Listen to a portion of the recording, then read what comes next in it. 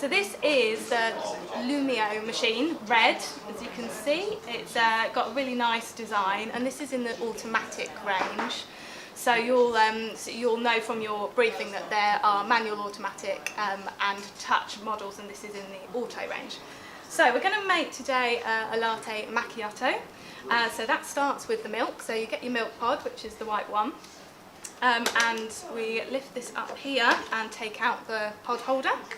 The pod slips in like this and clicks down, and then you just really simply slot it back in and press it down here.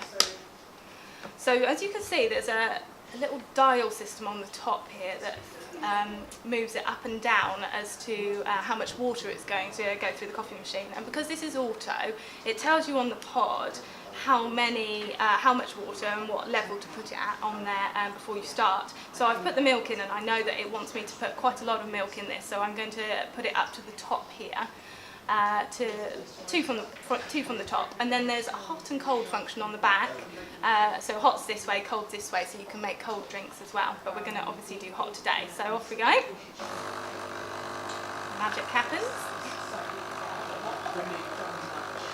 So you can see that it counts down as it's filling to show how much further it's got to go. If for some reason you felt like it was doing too much milk, then you could obviously stop it, but otherwise it will stop when it feels it's done the right amount.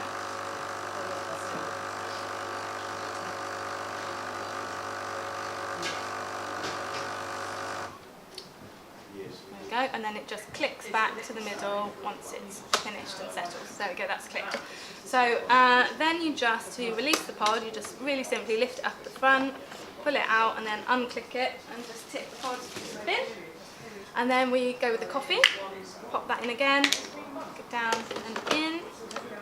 And then for the coffee, we want less of that because a latte is quite a milky drink, so we only want on the third point there, and then again set it to go. And this is when it starts to look really pretty.